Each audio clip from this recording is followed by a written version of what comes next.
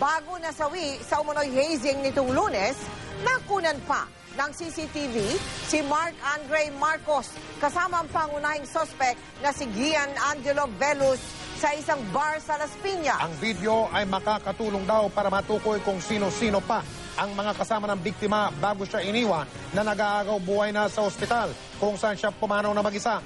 Nakatutok live at eksklusibo si Marisol Abduraman. Marisol! Mel, Mike, isang CCTV video nga mula sa isang bar na pinanggalingan umano ng grupo ni Gian Angelo Velus noong Sabado ang hawak ngayon ng mga otoridad. Makatutulong na ito sa kanilang investigasyon. Samantala, naging emosyonal naman po ang mga magulang ni Gian kanina ng eksklusibong makausap ng GMA News. Nakausap na ni Angelito Ethan Velus ang anak ng si Gian Angelo, ang suspect sa pagkamatay ng first-year San Beda Mendiola Law student na si Mark Andre Marcos. Hindi pa rin daw alam ng ama kung nasa ng anak, pero pinakiusapan daw niya itong sumuko na. Nagkaroon ako sa kanya pasabi gano'n, tatawag na lang daw siya. Pero nasabi niya. Nasabi ko na gano'n, tatawag na lang daw siya. Hindi ka niya nasagot agad.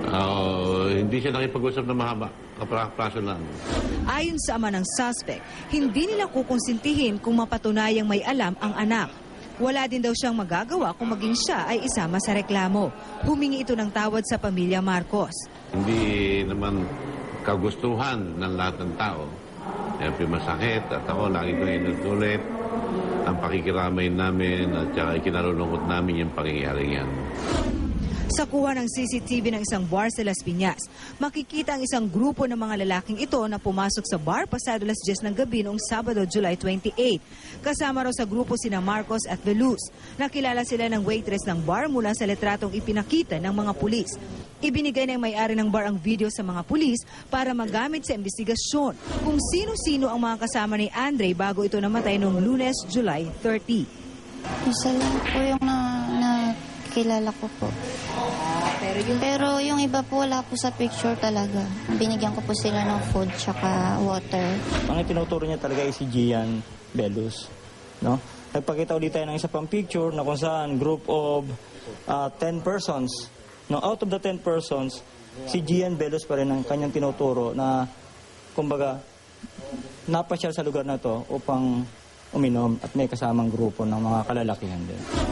Bago magpunta sa nasabing bar, naghapunan at nagmeeting muna ang grupo ni Velus at Marcos sa restaurant na ito. Sabi ng manager, halos 40 kalalakihan ang pumasok.